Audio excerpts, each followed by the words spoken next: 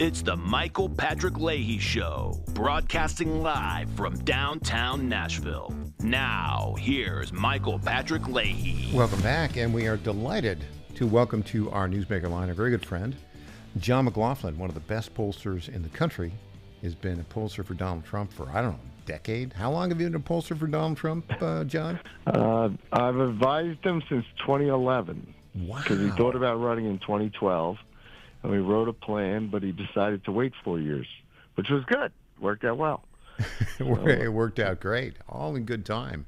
Well, we have, 45 days until Donald Trump becomes 47? Can we make it the next 45 days, John McLaughlin? Yeah. Well, it's an important time because, just before you and I started this conversation, we're listening to the reports what's going on in Ukraine and the Middle East, and the world is not a safe place, and there's a lot of tension right now. And although America's optimistic, I mean, the markets are up, people are spending money, they're getting ready for Christmas. They feel good about the election because Donald Trump, in our post-election survey that we have on our website, we had his highest job approval ever on November 6th with those people that have voted before or on November 5th, where he had a 56 job approval, 43 disapprove. Better than Biden, better than Harris, and he was more popular than them. The most voters, most Americans went to the polls this day, on Election Day this year, liked him. And you're seeing it now continue in what polling that they are doing, the media's doing. They're catching up and they're saying, gee, Donald Trump's making some really good appointments. His policies are popular. They want to secure the border. People want to reduce inflation. They like his DOGE proposal, the Department of Government Efficiency, where they'll try to cut waste and spending in the federal government to help rein in inflation. And he'll try to make his tax cuts permanent so that people can keep money that they earn and grow the economy. So there's a lot of positive things going on right now, but the world and the United States and America have serious problems that we've got to address. Yeah, they really do. I'm getting the sense that the never-Trumpers, the little far-left opponents of Trump, are losing steam at every level.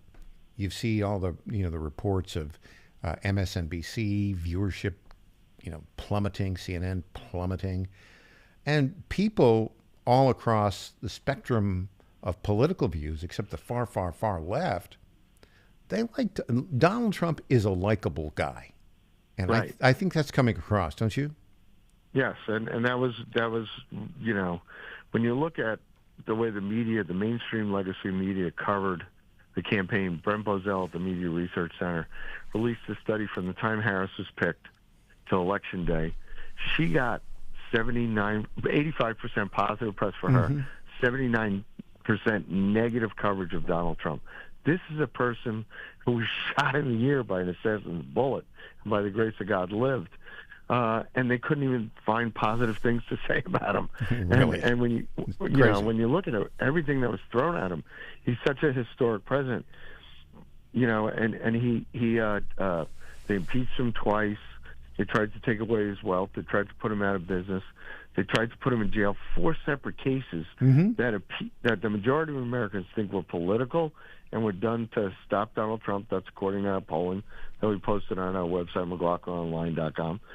But he overcame all that opposition, all that adversity, and he handled it with grace and dignity. At one point, I said to him, "You're going to be the Nelson Mandela of America."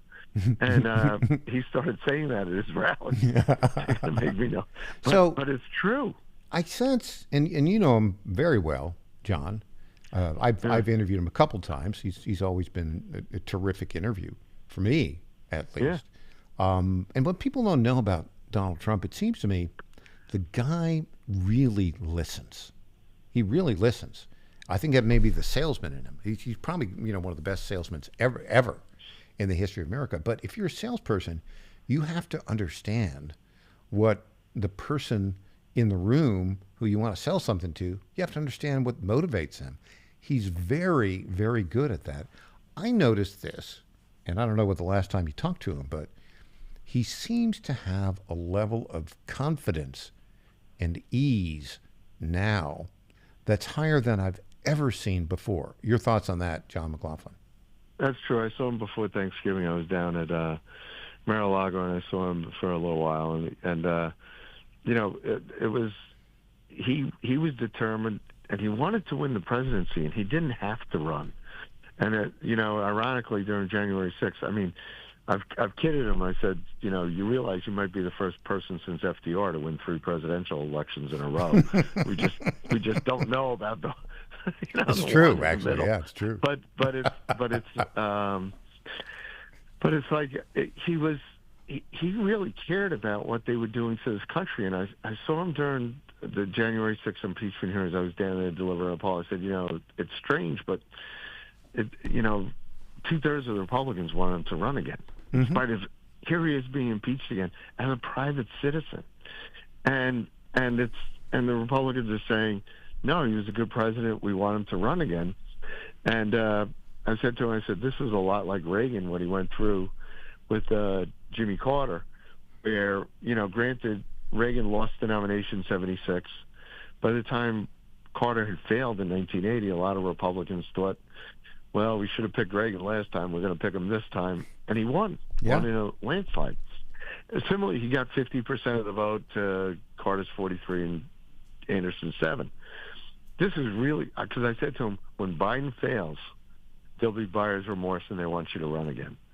And he watched Biden dismantle his policies, whether it was economic growth, whether it was, rampant government spending and debt and triggering inflation, the surrender of Afghanistan, the open borders. As Biden dismantled Trump's presidencies and his policy, he decided he was running again because he's very patriotic. He cares deeply about the people in the country and America's future. And he knew his policy prescriptions were right. And he won, similar to Reagan. There was that buyer's remorse. And after everything they threw at him, literally, the day they held the rally in Nassau County, people were like, why is it in Nassau County? It's not a battleground state. It's in New York. That was the day he was supposed to be sentenced. They could have sent him to Rikers Island that day. The judge postponed. We were going to do the rally after the hearing. But, they could have put him in jail at some point. And everything like that. He just persevered with dignity and grace and a certain amount of defiance that people respected him. And it broadened it gave him this appeal where he's almost like a cult figure where people... He really is. And everybody's doing that YMCA dance. Tell us a little bit about this. You've been to Mar-a-Lago many times, but a lot of us are kind of saying, I'd kind of like to go down to Mar-a-Lago and hang out with Donald Trump. What advice can you what advice can you give somebody who wants to do that? Well, you better be able to play golf. I don't play golf. I grew up in the Bronx. Yeah, I know. Once I had courses, but but it's like he's a regular guy. He lists, like you said. He's a businessman. He listens to people. He's built $1 billion business on branding and listening to people what they want, and whether it was his hotels or his casinos or his other ventures, he listens to people and he has a gut instinct and he cares about people. And so what I find interesting is if you were going to meet him, don't waste his time. Be prepared to. Focus on what you want to say or what you want to do, but at the same time, he'll listen to you, and if you got a good point, he might do it. He may give you credit and say thank you later. Make your point, and really, everybody wants an audience with Trump right now. Justin Trudeau, everybody's going down there to kiss the ring. I think a lot of average American citizens would like to just have a brief interaction with him. John McLaughlin. Well, you'll see at the inaugural, it'll be the mother of all Trump rallies. Oh, I love it. I can't wait. Are you going to be there? Cold. The rumor has it I might be there, but there'll be a lot of people there. All right, John McLaughlin. Meantime, we got to get him. We got to get him sworn in, and we got to get these policies going in place, and hopefully God continues to take good care of them. I'm with you on that. John McLaughlin, thanks so much for joining us today. Really appreciate it. Talk to you soon. Thank you. We'll be back with more after this.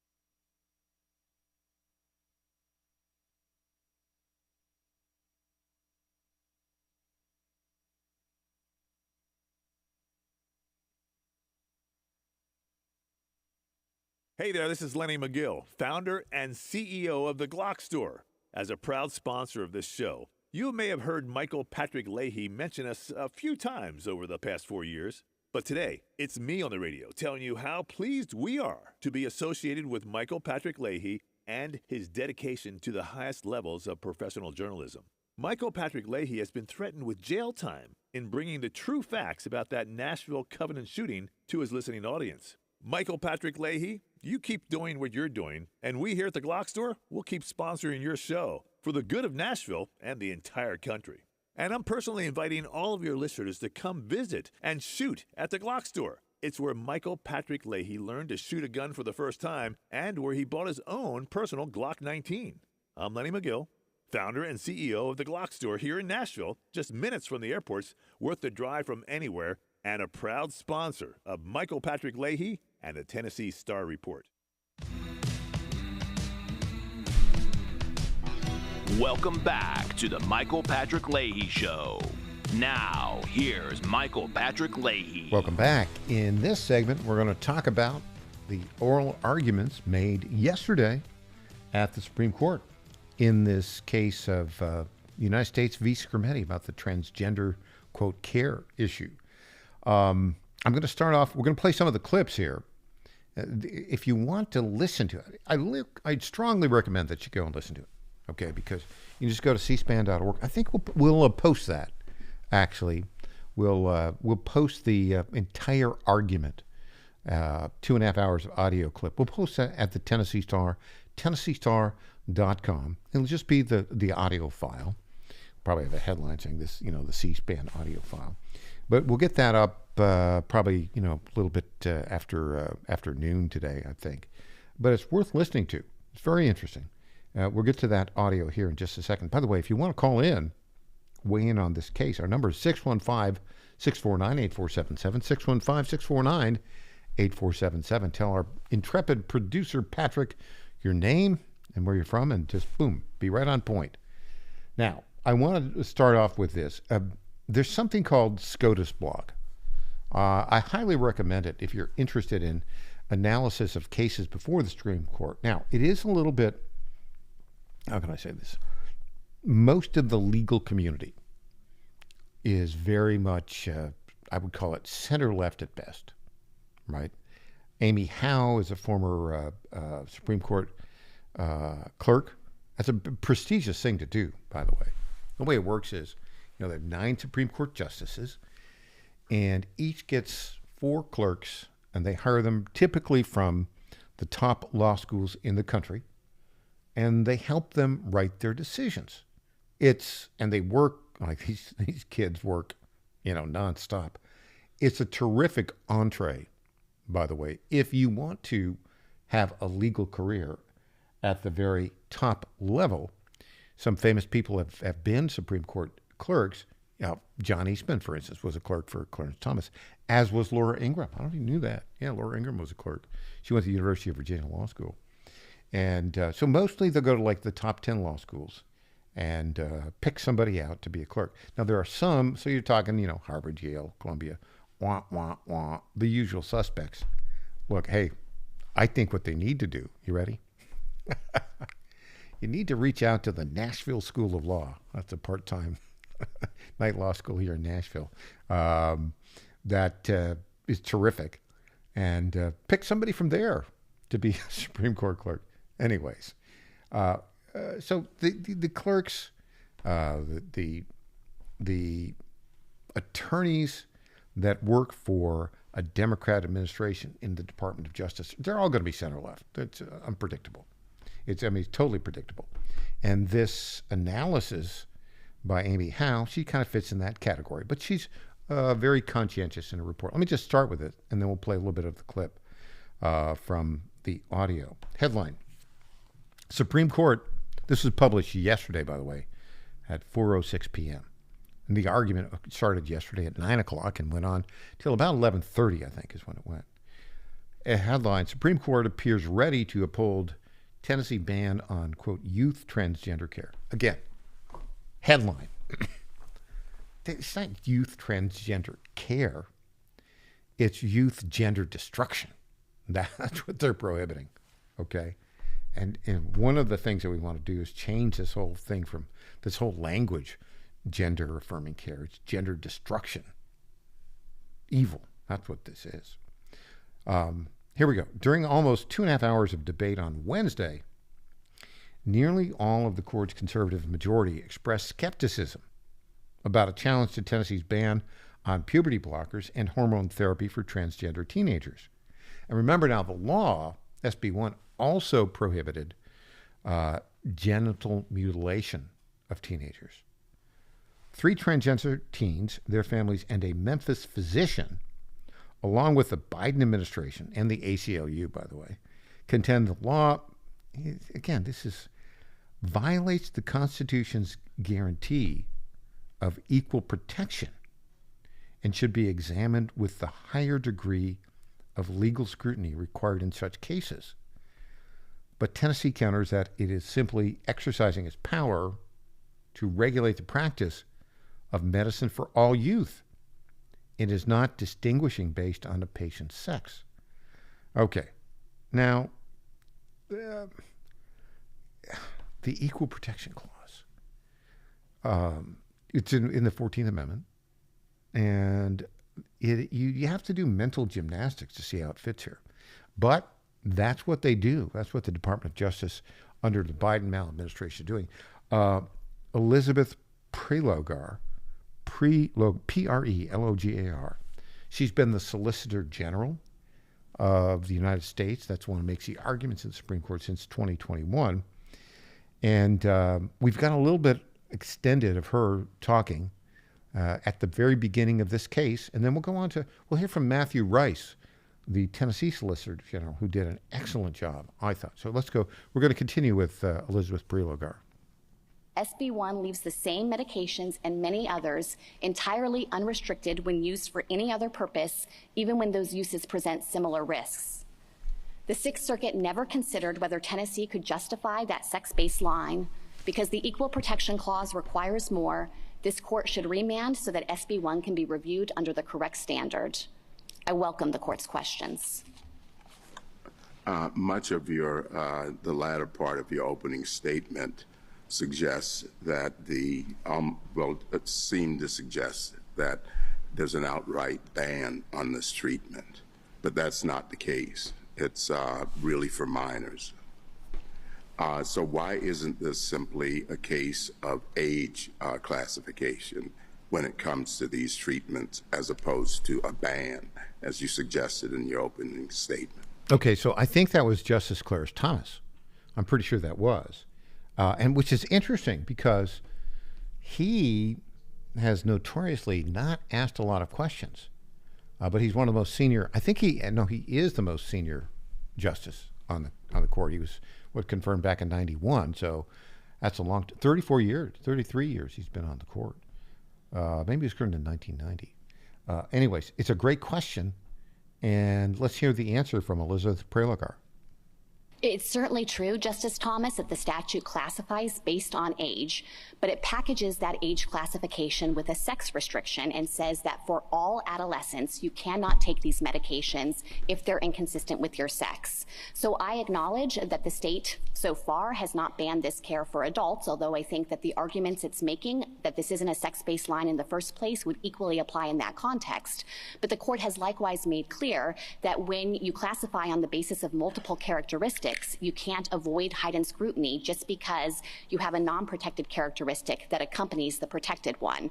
And if you look at it from the standpoint of the plaintiffs who are actually affected by this law, the reason I'm calling it a categorical ban is because the state has left no out for those patients to obtain these medications when there's a showing of individualized medical need.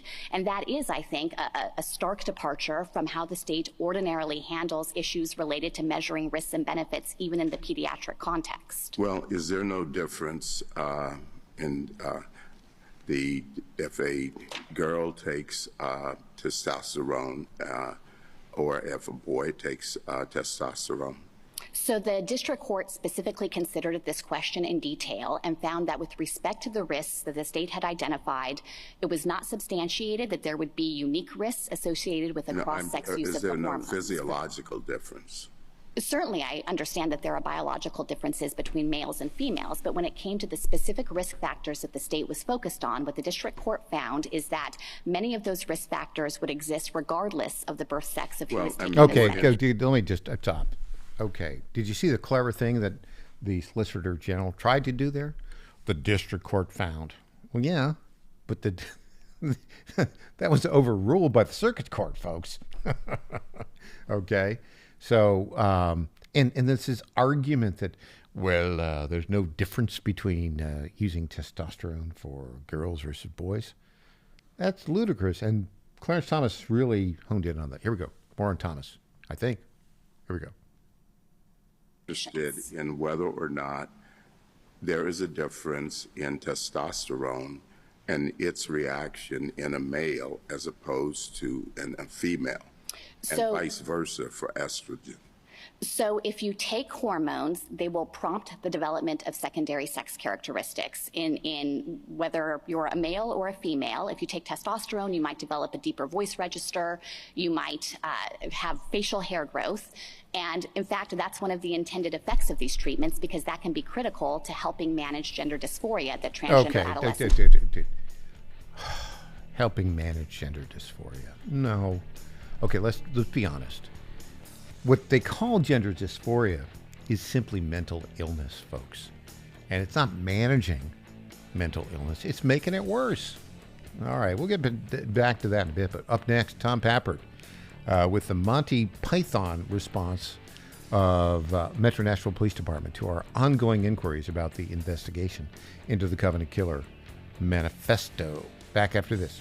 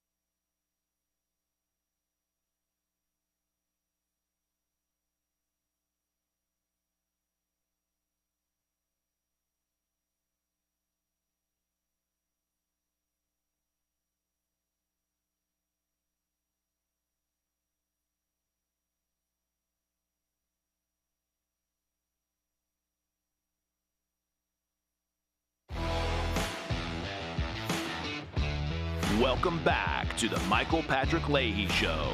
Now, here's Michael Patrick Leahy. And welcome back. We are joined on our Zoom Newsmaker line right now by our great lead political reporter at the Tennessee Star and the Star News Network, Tom Pappard. Good morning, Tom. Good morning, Michael. Well. Metro Nashville Police Department playing rope-a-dope with us again. I mean, we know the game they're playing. We're asking them when the Covenant Killer investigation will be completed. Bring us up to speed on your communication with them over yesterday morning. Well, so as I said yesterday, the last thing we had heard from Metro Nashville prior to yesterday was that it was their goal to complete the investigation into the transgender biological female Audrey Hale's attack on Covenant School.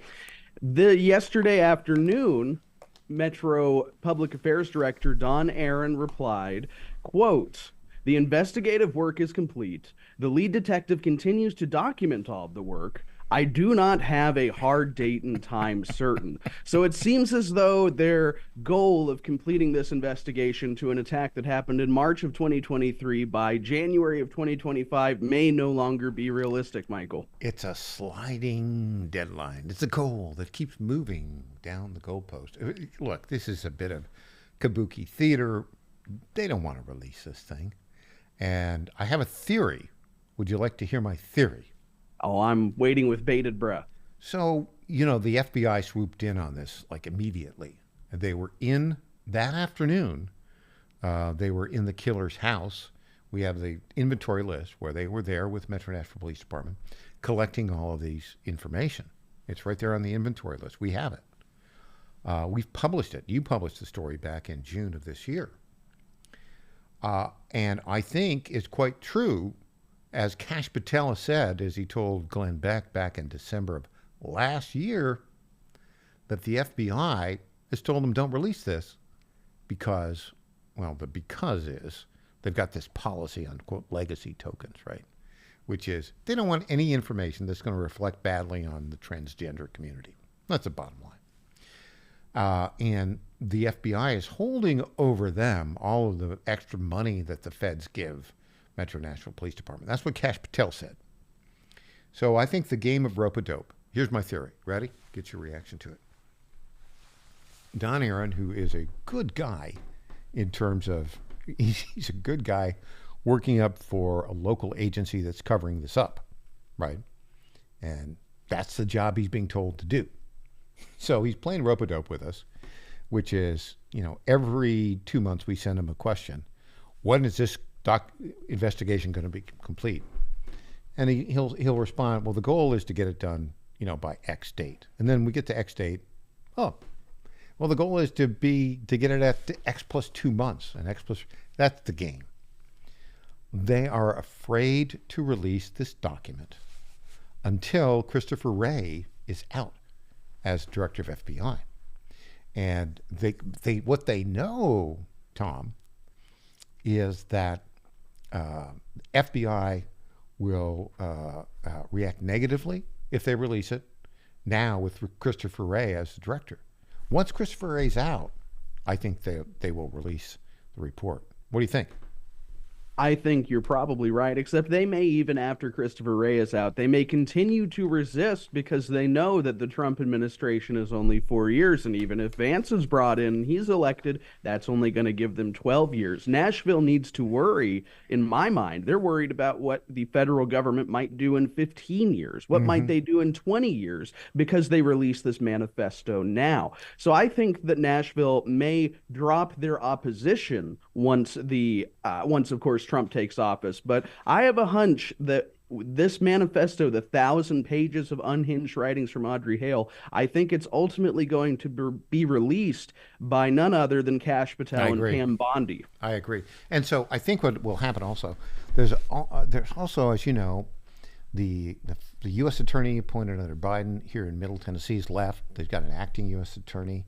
There will be a new U.S. attorney here. And I think it'll be important for that U.S. attorney to communicate to Bondi and Patel as soon as possible that there should be a release of this document. In fact, Tom, while we're at it, it wouldn't hurt for you, in your investigative capacity, to send an inquiry to the acting U.S. attorney. I think you have in the past here, haven't you? Well, we've definitely talked to the U.S. attorney for Middle Tennessee. I think we'll have to talk to the acting attorney and see what his perspective is on this. Ask him, like today, if he's going to advise the FBI to release the document, right? I think what will happen is that when the document, as soon as Kash Patel is confirmed, or maybe even before, if he made acting, could be like the afternoon of January 20th, the FBI will release to us these 1,000 pages. I think because we are in compliance with the law. That's what I think is going to happen. Now, and then after we have it, and by the way the Freedom of Information Act works, it's not released to the general public.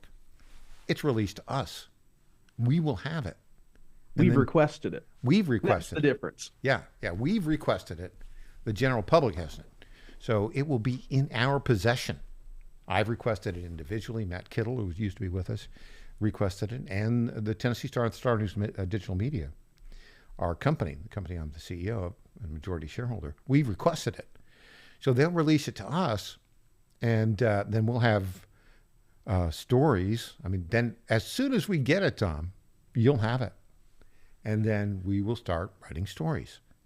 And I think there'll be a lot of stories to write about it, don't you? Well, absolutely. I mean, as the readers and listeners know, we obtained Hale's 2023 journal in June, published it in September.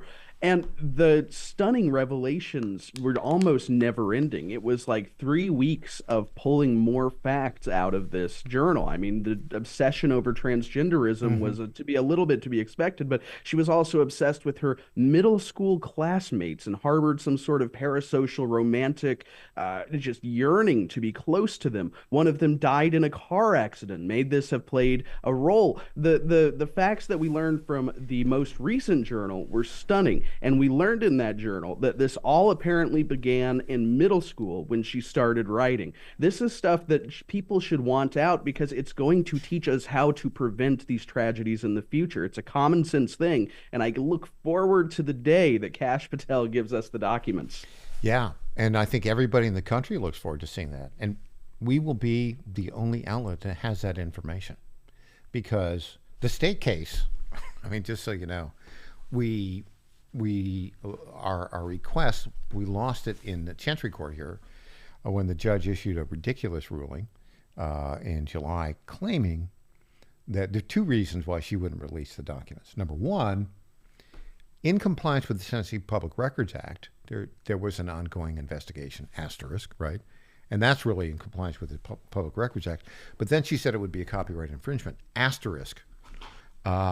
And it's a long story. The parents of the killer transferred the ownership of the writings to the Covenant Parents Trust, right?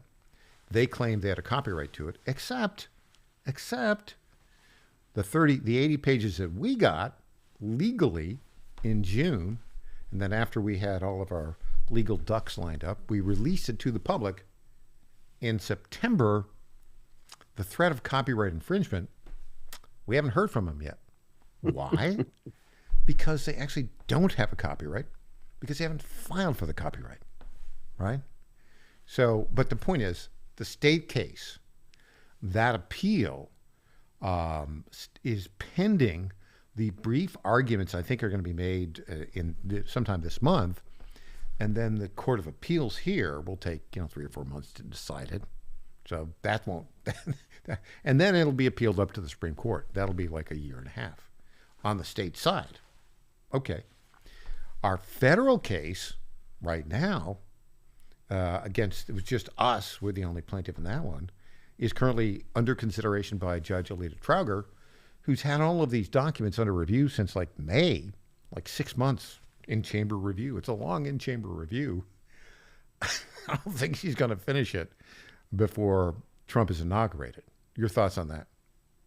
I don't think so. It really does seem as though both at the federal and state level, this has been all about delaying. And as you said, imagine This could have been a year and a half from now when we get it. Maybe we'll get it on January 20th, 12:01 p.m. Eastern Standard Time.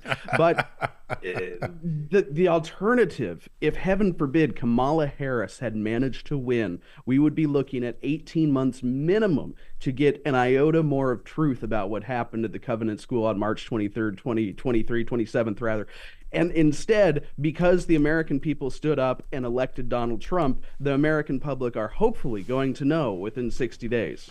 Yeah, and part of all this is, and what we're doing at the Tennessee Star and the Star News Network, we're aggressively pushing for the release of these documents that are being withheld, not just in this instance, but in every instance. There's so much that the federal government, the Department of Justice, the FBI is withholding. We want to get it. And I'll tell you the other thing that we're going to be looking at, this whole legacy token policy of the FBI, that you broke that story in June. Tell our listeners what the legacy token policy of the FBI is. So we came to know this through some police documents we obtained, this from a source familiar with the investigation, the same time we got the journal, the manifesto. And what it essentially is it's an FBI policy that any document or any artifact even left by a killer like Audrey Elizabeth Hale should be preserved but never ever released. And in fact, you could even destroy them if you want. They say that this happened with the Columbine tapes through a portion from the basement that never saw the light of day. And so they sent this to Metro Nashville. We managed to get the copy of the memo, and then we find out that this is an ongoing policy of the FBI that goes back at least a few years, where they've been defining legacy tokens and talking about how harmful it is for them to be released because pontificators, I guess like you, Michael, might get the wrong idea from what the killers wrote. So this is something that the FBI has instituted that I think Kash Patel is going to do away with, and I hope he's going to tell us how such a harebrained and insulting to the public's intelligence policy was created in the first place. Well, of course, and I think we'll be filing Freedom of Information Act requests about the origins of the legacy token policy, right? Which is basically called "Let's hide information that could stop future killings." Mass killings. That's basically what the policy is. So, look, I think it's an exciting for us from a news point of view. The next several months are very exciting because we're going to see a lot of information, and we're going to share a lot of that information with everybody out there. And you're doing such a great job on it, Tom. We really appreciate all of the good work that you're doing. And I guess right now you've got a busy agenda, don't you? You've got all these inquiries to go out. It's like investigative journalism heaven. Well, it really is, and it's so exciting that we'll be able to really be journalists with President Trump. No longer will we have to fear the weight of the federal government either crushing us or silencing us or ignoring us. And we've got all of the help from Elon Musk and X, formerly Twitter. It's just a golden age of journalism. It sits in front of us. Tom Pappert, part of that golden age of journalism. Thanks for joining us, Tom. Thank you, Michael. Anytime. All right. We'll be up with more after this. I'm Michael Patrick Leahy.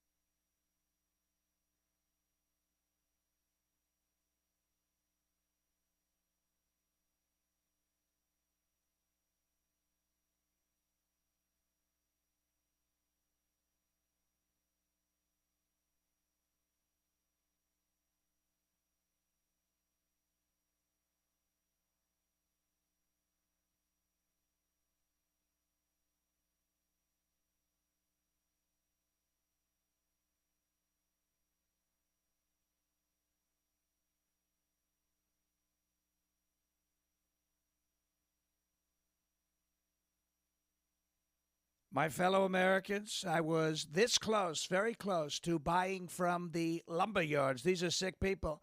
But I turned my head at the last second, and I saw a big, beautiful ad for D.T. McCall's. These are highly respected people. If I had not turned my head at the last second, I would have been ripped off at some lumber yard for $200 in hidden charges, and D.T. McCall and Sons are never going to do that. They'd never do that to you. These are great people. I've known them for a long time. They have great deals, and I just have to say, nobody knows deals like I do. D.T. McCall & Sons has locations in Lebanon, Carthage, Lafayette, Cookeville, and Franklin, and they have been family-owned in Middle Tennessee for over 100 years. These are tremendous people. D.T. McCall & Sons. Check out one of their stores today. Impersonator not endorsed by Donald Trump. Welcome back to the Michael Patrick Leahy Show. Now, here's Michael Patrick Leahy. Welcome back to the Michael Patrick Leahy Show. A couple things that are breaking we want to talk about here right now. Let's start off with all of the left-wing billionaires who've decided they really like Donald Trump now. You saw the whole Mark Zuckerberg thing, right? Zuckerberg with Facebook, which used to be important and to some extent still is, but not a lot of young people use Facebook anymore, and that company is facing all sorts of challenges. Mark Zuckerberg is a billionaire of some level. Back in 2020, what did he do? He took $400 million and gave it to a left-wing group that illegally took over election administration in key counties in the United States, and was part of the process that led to the legal but not legitimate election of Joe Biden. They stole the election, really, from Donald Trump. Everybody knows that now. But he put up $400 million to do that. But all of a sudden now, he wants to be friends with Donald Trump. And so Mark Zuckerberg went down to kiss the ring in Mar-a-Lago. And I think Trump was polite to him, but I don't think Zuckerberg is a guy you want to warm up to, ultimately. Another guy who's kind of left of center, sort of asterisk. He bought, the Washington Post, 10 years ago? He's been blowing $100 million a year on it. And he said, we're not going to endorse. But still, the Washington Post is a left-wing rag. No question about it. And Jeff, by the way, if you want to fix the Washington Post, I know how to fix it. Give me a call. Okay. I don't think he's going to be calling. However, he is changing his tune a little bit, and he's turning a little bit more pro-Trump. We've got a clip here of him talking at the New York Times Deal Book, the Deal Book, a big deal of everybody talking about what's going on in business, et cetera, in New York. Here's Jeff Bezos warming up to Donald Trump yesterday. If we're talking about Trump, I think it's very interesting. I'm actually very optimistic this time around that we're going to see. I'm very hopeful about this. He seems to have a lot of energy around reducing regulation. And my point of view, if I can help him do that, I'm going to help him. Because we do have too much regulation in this country. This country is so set up to grow. By the way, all of our problems, all of our economic problems, like if you look at the deficit, and the debt, the national debt, and how gigantic it is as a portion of GDP. These are real problems, and they're real long-term problems. And the way you get out of them is by outgrowing them. You're going to solve the problem of the national debt by making it a smaller percentage of GDP, not by shrinking the national debt, but by growing the GDP. You have to grow the denominator.